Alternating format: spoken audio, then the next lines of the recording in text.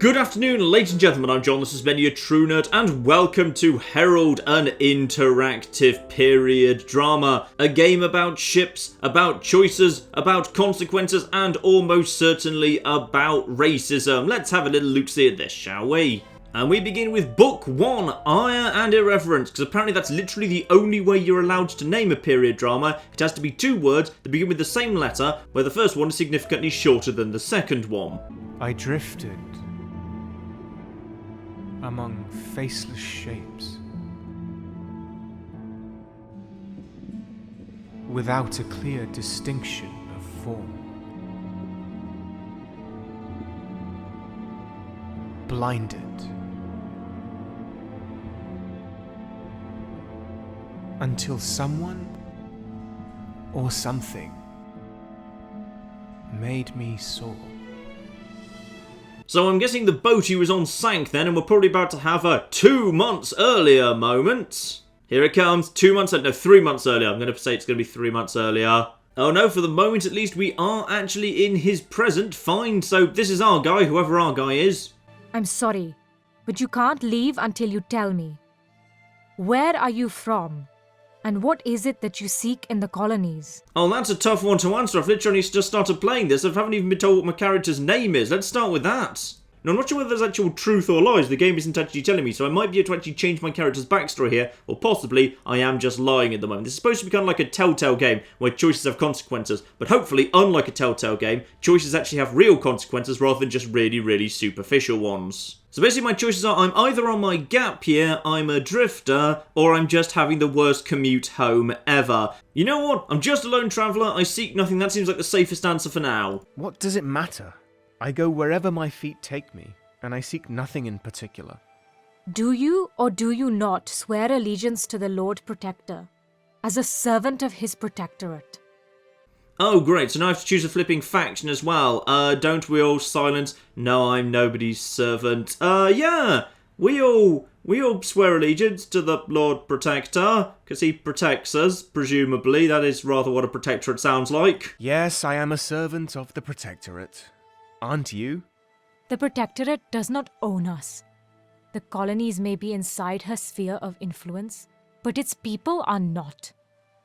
You, on the other hand, were wearing their uniform. The bright blue fabric, the golden stitching. It tells me that you are part of the crew on one of their ships, probably a merchant vessel. The embroidery even says that you are the captain of that ship. Impressive. But what happened to your ship, Captain?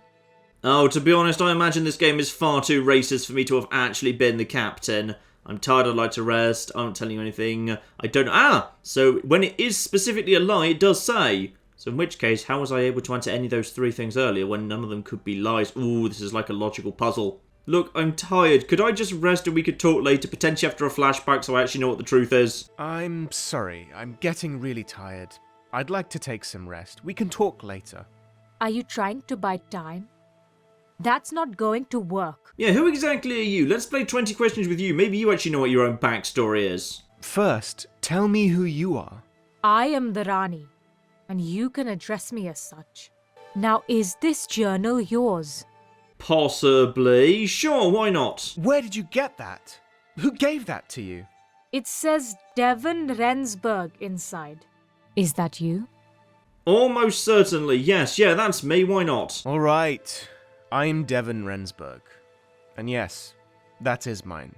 I already know it's yours. I'll give it back to you, once you've enlightened me on its contents. Now read it for me.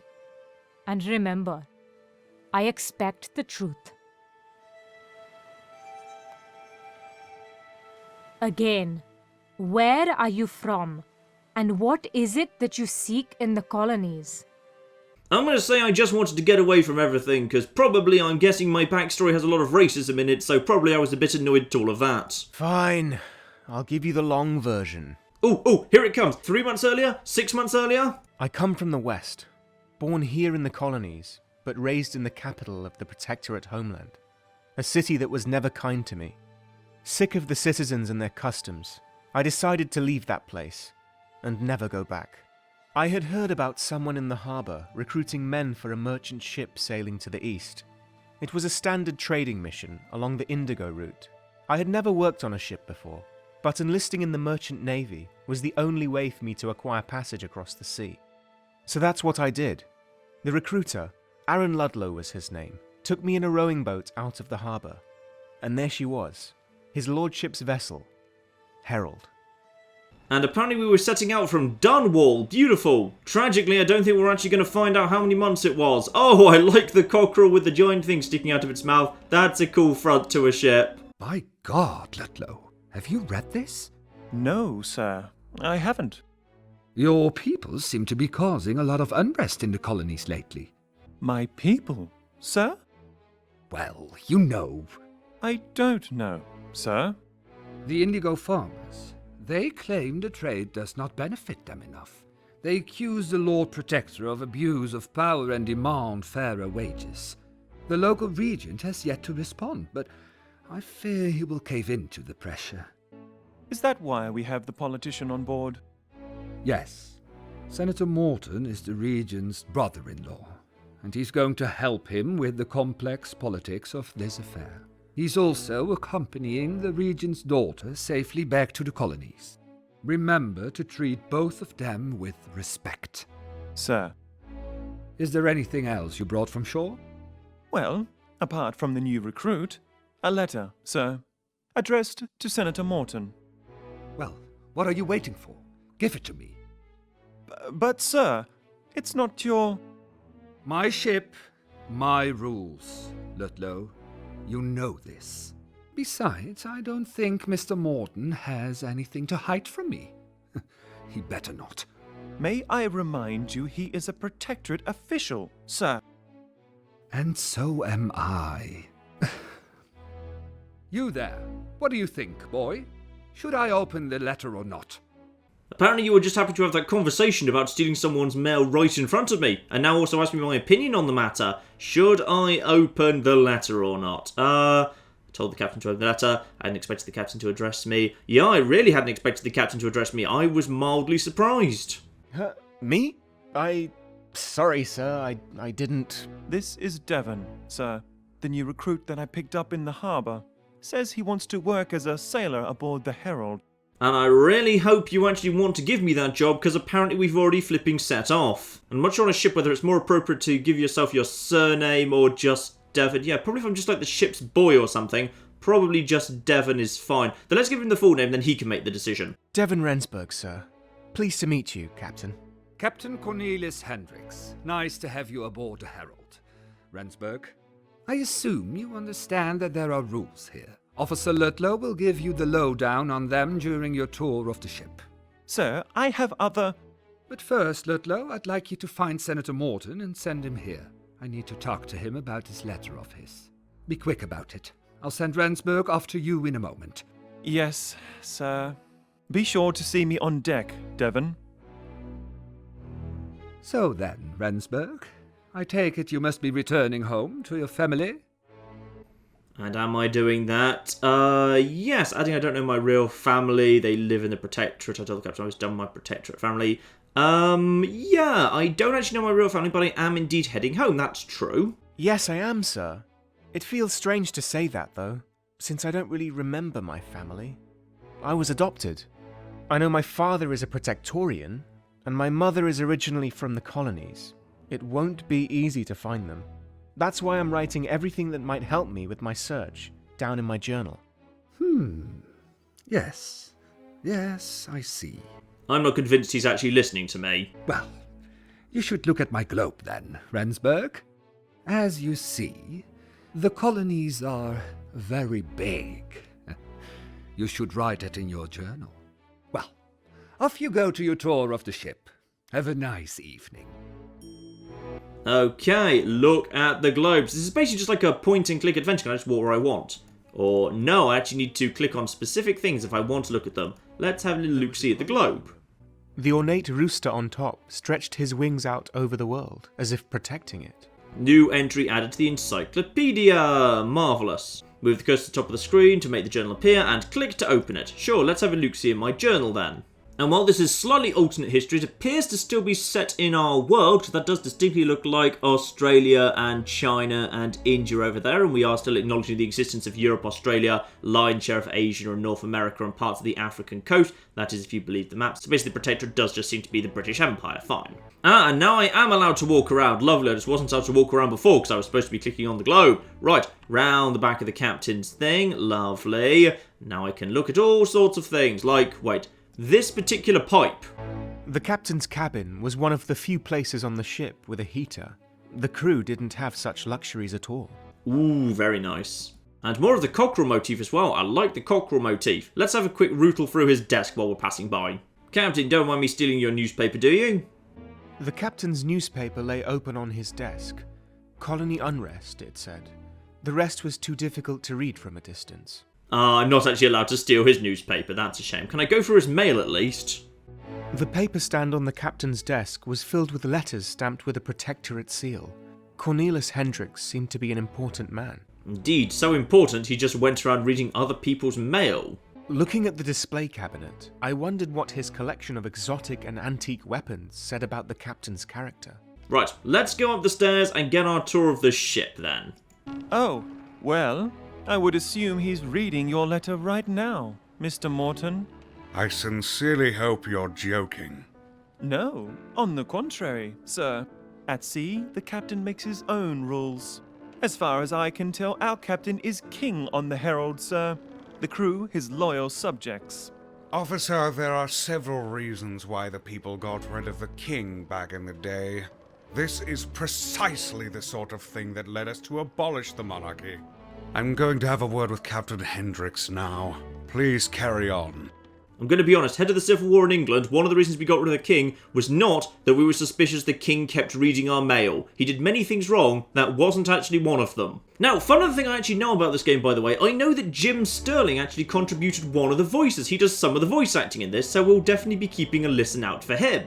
The captain may seem a bit gruff sometimes, but he's a good man, cares about his crew. Oh, I'm worried about your safety going forward, Emad, because they didn't even pay for you to have a voice actor, which doesn't necessarily bode well for you. And Arthur Foss, are you going to survive? Nope, you're not going to survive either. They're going to die when the ship sinks. And we do have a lovely ship. I like ships. I like big ships. Big ships are lovely. We've got a big thing here. Looking through the grate, I could see the gun deck below. Okay, so we have got ourselves a gun deck under there. Lovely. We've got loads of cannons on our ship. That's nice to know. This is the most ethnically diverse crew imaginable. We've got me. We've got someone from the Far East over here. We've got a Frenchman. We've got Irish people. The capstan is a rotating device that is used to apply force to ropes, cables, and hawsers. But I've heard that some captains tie disobedient sailors to it, with their arms and legs spread across the levers. Ooh, I'm actually learning facts here. I would have no idea what that was, but now I'm learning things about ships. I like learning things about ships. This is excellent. Right, I think we've confirmed no one else out here actually has a voice actor, so let's, as all of these doors are locked, go and get our tour of the ship, which will probably unlock all of these doors. So, hello over there. Let's go and find the second, and we'll get a tour from him. And how exactly did I end up with the captain's jacket eventually? That, Devon, was Senator Lewis Morton. Did you see the look on his face when I told him the captain opened his letter? Pure agony. I think you're a troublemaker, Aaron Ludlow. I remained silent. I thought it was inappropriate or I was amused. No, stay silent. I don't want to go making enemies just yet. He would have found out sooner or later anyway. People have a hard time adjusting to life outside the capital. On the open sea, the rules tend to change, but customs don't change with them. Mr. Morton is a prime example of that, and you will probably experience the same. The trick, though, is to accept change. It's something that people like Morton will never understand. But you might. I confirmed I wanted change. I wanted why Ludlow thought I could accept change. I protested that I didn't like change either. No, yeah, I do want change. That's true. Let's seem open to change. He seems to like people who want change, so I'll go along with that. If there's anything I want, then it's change. To finally be able to do things differently for a while. I'm done with the old rules.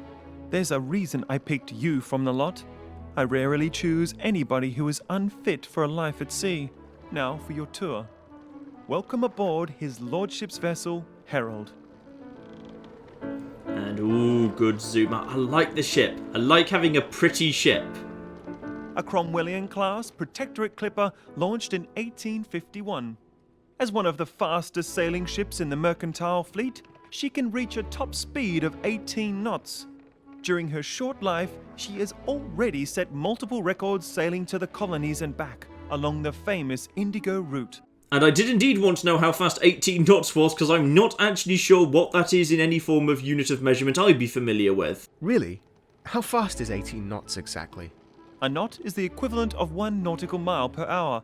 Since a nautical mile is a little over a regular mile, it means the Herald can sail at approximately 21 miles per hour. Okay, that doesn't actually seem that fast when you put it that way. And before you start, we still use imperial measurement at sea. Metric has yet to catch on in the Navy. Proof that even sailors have a hard time adjusting to certain changes. Now let's move on to the deckhouse. I imagine as they put that in the game, that's actually true in that case. The Navy just kept using Imperial for a while. That's nice. The Cromwellian-class ship type is named after one of the Protectorate's founding fathers, Oliver Cromwell. These ships are merchant clippers, built with trade in mind. Making money is their sole purpose. The Herald is an indigo clipper, which means she mainly takes shipments of indigo powder to the Protectorate homeland. With this powder, we make the paint that coats the hulls of our ships, and the dye that gives the fabric of our clothes its bright blue hue.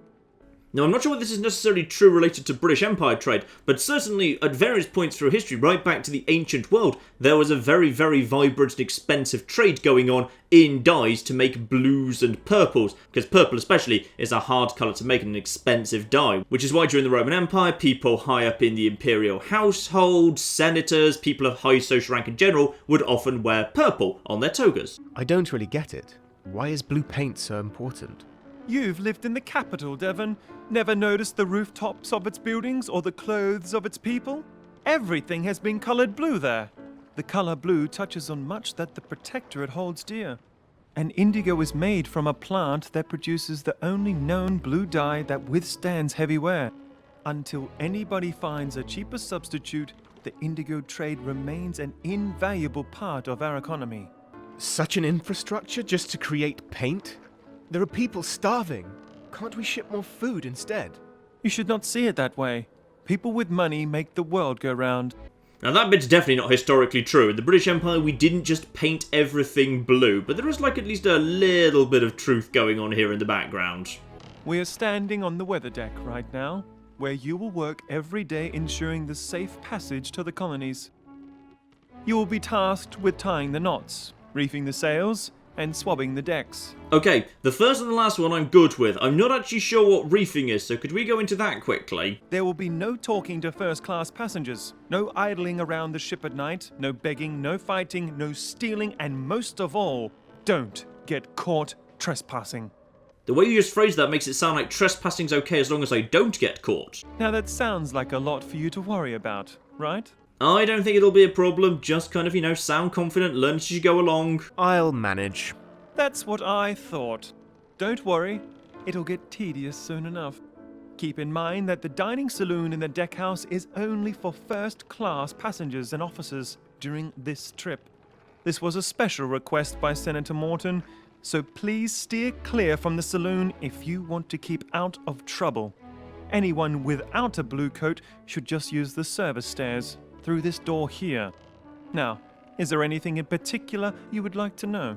Yes, what's reefing? Do I know about reefing? Why the deck is off limits, we know about that. What happened if I broke the rule? No, where can I get a blue coat if I say wanted to be captain? What if I wanted a blue coat? Where do I get one? You'll have to earn one. The captain is an honest man. He'll reward hard work. But don't expect him to promote you anytime soon. It took me years before I earned mine. Now just go through this door, past the officers' cabins, and you'll find the service stairs on your right-hand side. Down those stairs you'll find the crew's quarters and your bed. That concludes the tour, Devon. I hope you enjoyed it. I did indeed, but I still don't know what reefing is. But I don't want to. Oh, what have we got going on here? Ian Douglas says, I don't want to. And take this thing back. But Ian, it's a gift. I don't need it. I don't need any of this. I get out. I didn't mean to get out.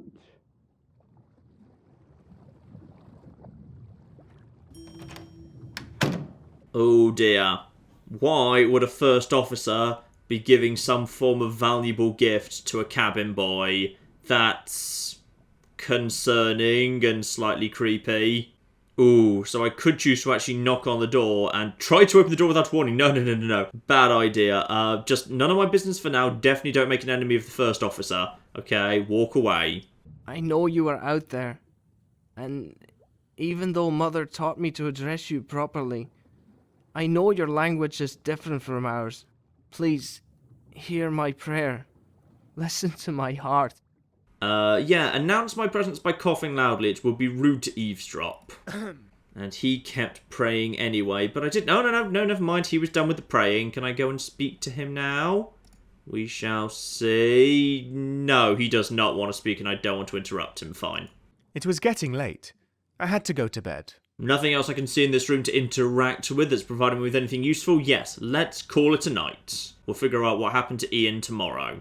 All hands on deck. The sun is out and breakfast is served on the gun deck. You too, boy. Ian! Oh, I'm not well, sir. It's probably the food from last night. I don't really feel like eating anything right now. Oh, really? Well, I don't trust Andres Bangers and Mash either, but you won't make me believe that they made you sick. That would be way too convenient for you. I'm not lying, Caleb. My stomach tells me that something's wrong. The world's most ethnically diverse crew continues as the American and the Scottish person start having an argument. That's Mr. Haywood to you, boy. And I know exactly what you're thinking. You heard that Ludlow was sick this morning, so you're trying to blame it on the food. Nice try, boy. Now get up and start running. No, I won't. You can't force me. I'm going on strike. Ha! Don't make me laugh, kid. You wouldn't last a day. So I could volunteer to take over Ian's watch, figure out what my tasks are, or try and figure out what's wrong with Ludlow. No, let's figure out what my tasks are. I don't want to break up the argument, but if I ask him a question, that'll draw his attention away from Ian. But I can't take over his watch, because, I've got my own watch to do. Excuse me, but what should I do? I really hope he's not about to say just start reefing, because no one's explained that still. You the new guy. Rensburg, ain't it? I'm Haywood, boatswain on this here ship. You should report to Officer Brunswick at the helm. Needs his boy to do an errand for him. But since this wretch won't get out of bed, maybe you ought to do it. You up for that? 100% yes. No problem, Haywood. I'll get right to it. Just follow the instructions Officer Brunswick gives you. Now, off to the helm with you. Now, is Officer Brunswick the same guy who, upset Ian last night? I assume it is, and that's why he's not willing to actually go and work with Brunswick. Now, can I speak to... Yes, I can speak to Ian, now that the other guy's gone away. And no, you actually haven't got voice acting on this particular occasion. Oh, fine, you're just going to tell me to get on with doing your job, or whatever. Right, now I need to go to the helm. Is that the front or the back of the ship? I don't know. We'll start with the forecast and we'll see if he's there. Okay, he's not there, which probably means the helm's at the back. Right, helm is at rear of ship. Got it. That does indeed make sense. Now, let's quickly have a chat with you guys. I don't need them, Captain. Might I suggest we raise the studding sails to maximize our speed? I still want to see them, Rupert. Where is that boy of yours? Get him to fetch the maps. I haven't seen him this morning. It's possible that he's still... Good morning, Rensburg. Nice to see you up and running. Rupert, have you made the acquaintance of Devon Rensburg yet? He's our new sailor. No, I haven't, sir. Rupert Brunswick, First Officer and Navigator. Nice to meet you. Good. Now, Rensburg, have you by any chance seen a boy named Ian this morning? I have indeed. He's sick, and I suspect that, yes, our first officer and navigator was propositioning him rather unfairly last night. And Ian is definitely feeling sick. Don't actually put him in any more trouble. He is ill, Captain. Not feeling well at all, he said. So I'm taking his place for today. Well, I'm taking his place on this one job. Let's not go too crazy here, Devon. When is that boy going to step up his game, Rupert? He's your student. Discipline him, or I will. I agree the boy deserved a beating. No, I talked about the other people who were sick that day. I told the captain that Ian seemed unhappy. Yeah, focus on the fact that someone else is sick, and we'll see if we can actually pass off Ian's story about it being like something wrong with the food. I heard that more of the crew are sick today.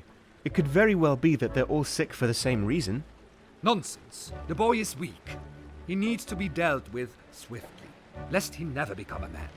I agree that Ian might be a bit weak, frail even. But a man with his gentleness is something the world might benefit from one day. You see, that's quite a nice sentiment I'd normally approve of, but based on what I heard last night, that's just a little bit creepy. Some say you're soft, officer. But I appreciate your honesty. There is no denying that it has got you quite far in life. Please, just leave the boy for a day. I'm sure Rensburg will do fine in his stead. Right, Rensburg? Oh, probably. I'll totally do my best. I'll do my best, sir. What should I do first? The captain would like to see my maps. Since Ian's not here, I'd like you to fetch them for me. My map of the European coast should be somewhere in my desk. I'll tell you a secret. I keep a spare key to my cabin in the picture in the officer's hallway. Okay, and while I'm there, I can have a rootle through his cabin and see if I can figure out more of what happened last night. Perfect. The announcement was torn in two. Someone didn't agree. Ah, we found something down here. It has been agreed that from this day onwards, the 5th of April, 1857, no person in the Herald's crew, including officers, shall be allowed to carry firearms in order to maintain a relaxed and civilized atmosphere on board. This pronouncement overrules the guidelines found in the Merchant Navy's Handbook. If circumstances should call for the carrying of firearms, as judged by me, the captain, weapons shall be distributed. Okay, and both the captain and the first officer signed that order, and somebody tore it up and threw it away. So somebody is not happy about that. Now, where's this picture that was mentioned? Ah, there it is. Marvellous. Something was dropped in here. It sounded like something was dropped on the floor. Let's see if we can figure out what that is. Okay, that might be a useful clue for later. His spyglass is just in his quarters. Could he be spying on something? We shall see. Right, well, nothing there that seems that useful so far. One key, we've already got the key, so that's fine. And over to his desk. Okay, so more about the gun situation. So anyone with presumably a blue coat, it's blue coat to the officers. So normally, blue coat people would be allowed to carry guns. If both the first officer and the captain said no guns, then that means presumably they're fine with it. But somebody else, probably someone in a blue coat, didn't actually like that order. Possibly Aaron, therefore? A broken compass lay shattered inside Brunswick's desk. It was a shame to see such a delicate object destroyed. Well, that's it. That's what he tried to give to the ship's boy. Then he tried to give him the compass. So, of course, he dropped it and he broke it. He didn't want it. But why was he trying to give a compass to the ship's boy unless he, I don't know. This seems somehow a bit weird and wrong. Right, let's just grab the map and be on our way. What took you so long? Were you lost? My cabin isn't that big, you know.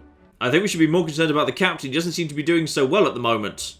I'll ensure that I'm faster next time. Ian would have done such a simple task in mere seconds. Give me the maps, Rensburg. There we go, he's chilled out a bit. Well, that's convenient. According to these calculations, raising the studding sails might double our speed. Rensburg, find Boatswain Haywood and ask him where he keeps his studding sails. He's probably somewhere near his workshop. Alright, find the American chappie. Oh no, he's back to glitching again.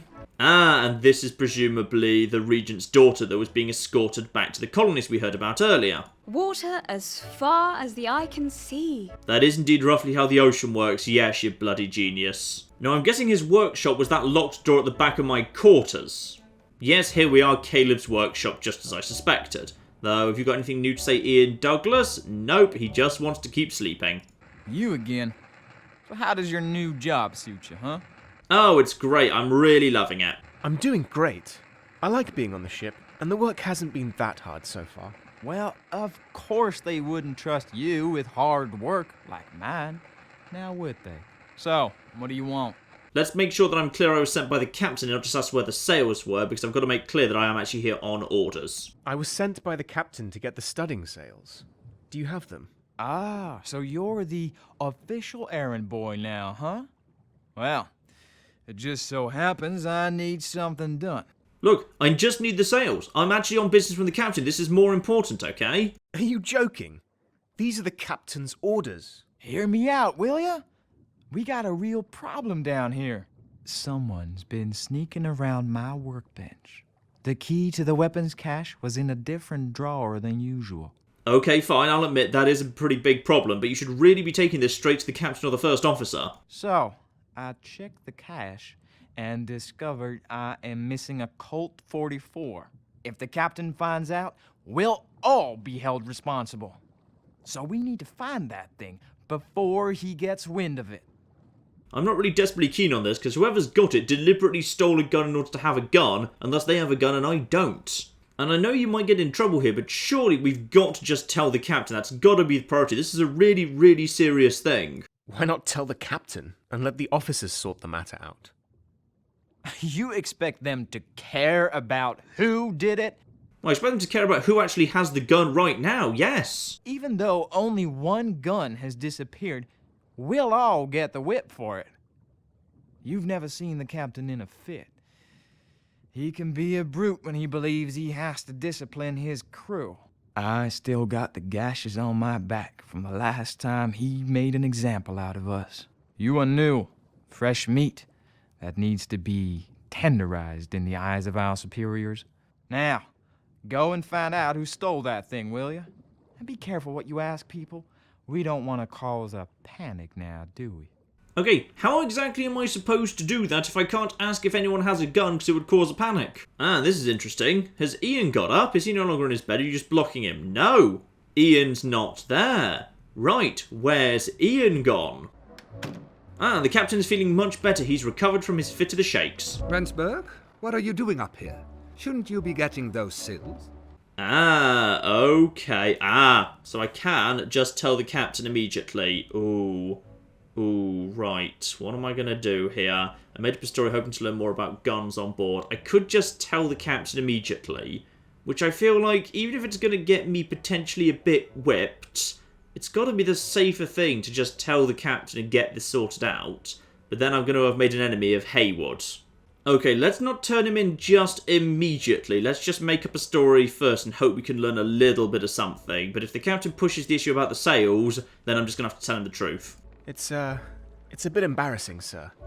But I wanted to tell you that, I'm afraid of pirates. I've read the stories of what they do to sailors like us. How do the crew protect themselves from such scoundrels?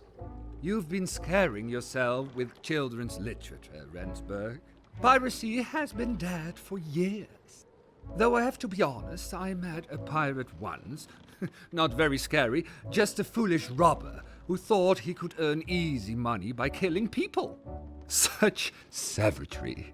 But you should hurry up now and get those studding sails from the boatswain. Okay, so we haven't really learnt anything there, but we have temporarily got rid of the captain. Came to tell me off too? No, I came to ask about that compass business. Let's be nice to Ian. We might be able to learn more about what went on between him and Brunswick. How are you feeling now, Ian? Fine. Just let me be, will ya? I just needed some fresh air.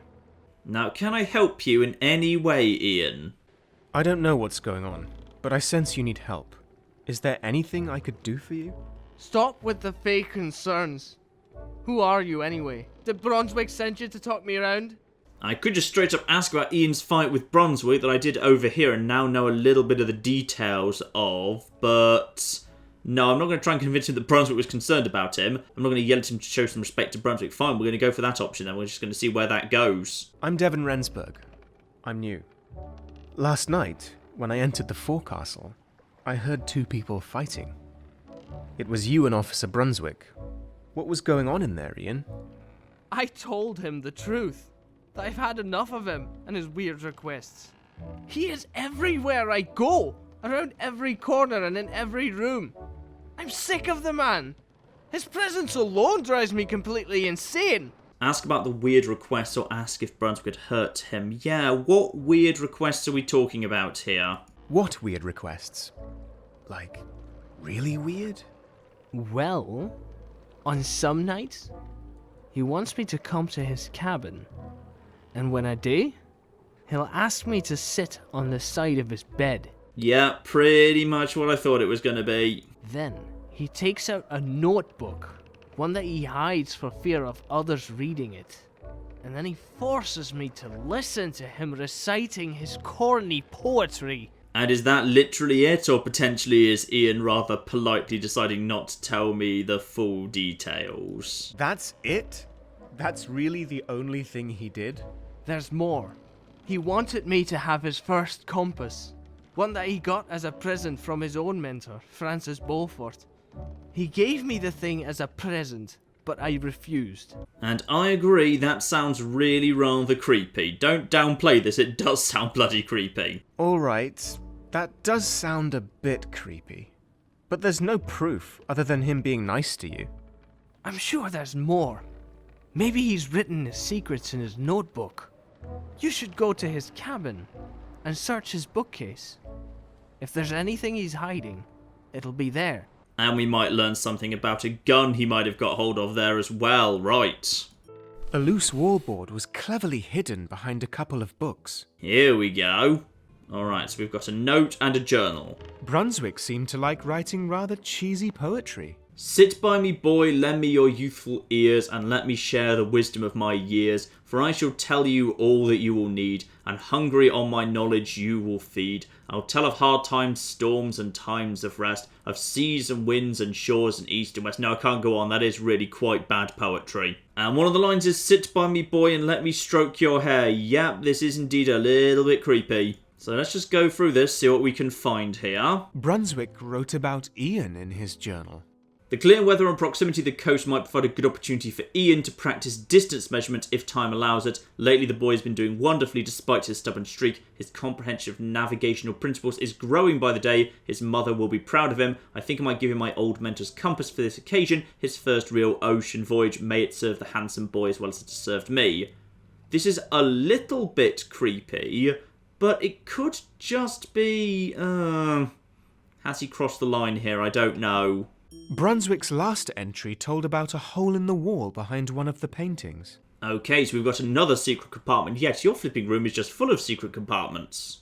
Right, we should... No, fix it. Fix the hidden panel. Why would you not fix the hidden panel? It's going to be really obvious you were here. There we are, move that out of the way, and we've got a new hole to peek through here. And it peeks through to... What's that? Peeks through into Aaron's room. And indeed, Aaron, 1, has the gun, and 2, we might now know why Brunswick has the spyglass inside his room. He was peeking through the wall at Aaron. Possibly he has interest in multiple of the other sailors. And I can't really apologise to Ludlow, because I am in a cabin I'm not supposed to be in, spying through a wall. I didn't really know what to say. I could just accuse... Okay, put him on the defensive by accusing him of stealing the gun. You stole the gun!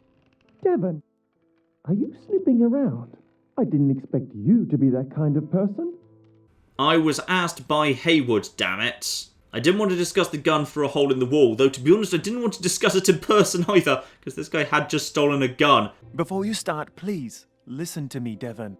I know it's against the captain's rules and all, but some rules are there to be broken. Okay, what's wrong that you decided to do this at all? Are you willing to explain to me what's wrong? You seem troubled. I'm fine, don't worry. I wasn't secretly plotting to go on a killing spree tonight. Okay, that's exactly what someone who was plotting to go on a secret killing spree would say. But you never know. I might change my mind. Okay, you're not convincing me that you deserve to have a gun. I'm gonna be honest, Ludlow, I am mildly worried by this behaviour. I'm just a little worried, Ludlow. What are you actually going to do with that thing? I hope you are not trying to... I'm not suicidal. It's just... It's not fair, Devon. I know the Merchant Navy Handbook from cover to cover. It clearly says that every officer is allowed to bear arms. Every officer, Devon. I'm an officer. So why don't I get to exercise my rights aboard the Herald? Please tell me this wasn't something as petty as you're just a Second Amendment nut. Wait, does America exist, Chet? Possibly, I can't remember. Look, why is this gun so bloody important to you? Why is the right to carry a gun so important to you? Forget the damn gun, Devon. It's not about that. I just want the captain to know that if Brunswick gives up his rights, it doesn't automatically mean that I'll give up mine as well. For some reason, I'm always expected to do as the white man does. I'm never trusted to make my own decisions. You don't make your own decisions on a ship, you do what the captain bloody tells you. You told me that earlier. Sometimes I feel like I'm an officer in nothing but name. Look, you need to return the gun, alright, before anyone else finds out. You won't achieve any recognition by breaking the captain's rules. If an officer wants respect, he has to deserve it. I won't tell anybody you took the gun, but only if you return it to the weapons cache. If you do, then do it now, before the shift changes and everyone wakes up. Ha! Caught you red-handed. Aha, okay, good. I don't have the gun in my hands, it's fine. Good job, Rensburg. How dare you barge in here? Oh, this would potentially go wrong if he's angry and he's got a gun. Didn't your mother teach you that stealing is wrong? Stealing? I am exercising my rights as an officer. You're disobeying the captain's orders. You're 100% wrong here. Now get out of my cabin. You really think that those fancy clothes give you any rights? Okay, Haywood, you're not helping. Now, act like you're supposed to and give that back. Yeah, Haywood, you need to calm down. I don't need Ludlow to explain why he needed a gun. Actually, no. Let's go down that route, because I don't really want to kind of reprimand Haywood, because he's totally within his rights right now. He's being a bit aggressive, but he's right. Why do you need a gun, Ludlow? Before I became part of this crew, I was always allowed to carry a firearm. I just don't see why I can't have one now. You have got no good reason. Hand over the gun. I don't believe you. You're up to something. I just know it. No, I'm not. You have to believe me. I just want to feel safe. Ain't there other ways to protect yourself? A real man can always count on his fists. Well, I know my way with a knife, but I don't have anything other than the cutlery from the galley to work with. You've been sneaking around in the galley too now, have you? The nerve. He's allowed in the galley. He's got the blue coat. That was the rule. Okay, yeah, what about a trade for a knife for the gun? Okay, that way everyone gets what they want. That seems reasonable. Maybe you could give him a knife, Haywood. It will please the captain if you get the gun back. And as far as I know, he hasn't said anything about knives. Well, then he can come and get one himself. I don't care what you folk do, as long as it don't mess with the captain's orders. This seems like a good resolution. That is, if your highness complies. I guess I can agree to that. It's better than nothing. Good. That's settled. You come with me, Rensburg.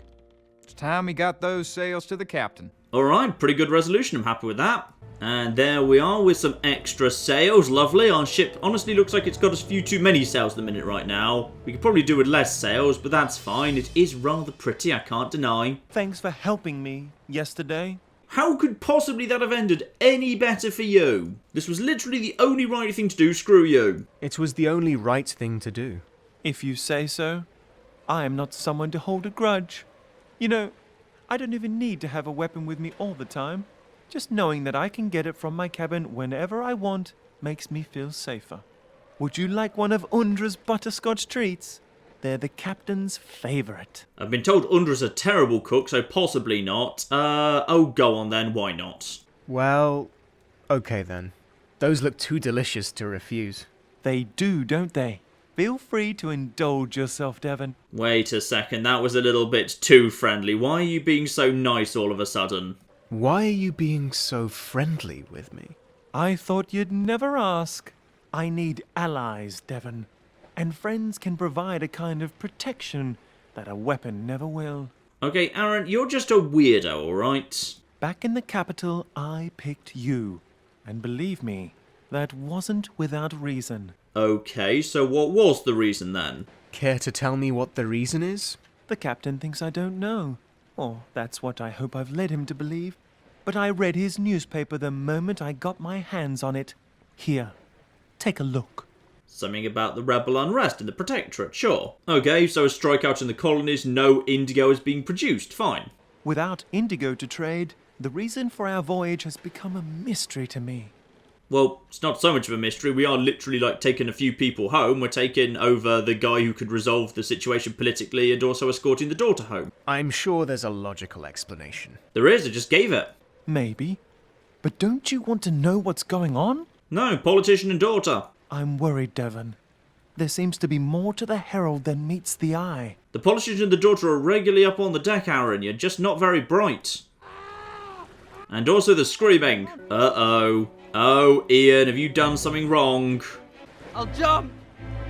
Oh dear, did Brunswick push his luck too far? Ian had to do something to him and now he's threatening to jump. I will!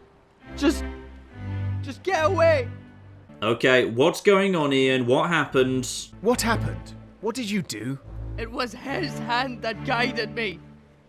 But now I need to finish it. I must. I dared Ian to jump? No. I told Ian that jumping would surely kill him. Yes, I think he knows. I think that might be the point. Right, option 1 is the only viable option. I know life can be hard, Ian, but please don't jump. It's not worth it. I can't live on this ship anymore. I need to get away. Somehow. I tried to convince Ian that Brunswick meant no harm. No, don't go down that route. I said I understood what he was going through. I don't. Look, Ian, you're smarter than this, okay? Because once again, it's the only option that doesn't seem like it's needlessly going to force you to jump. You're a smart boy, Ian. Confused, but smart. Don't prove them right by doing something as stupid as this. But this is the only way.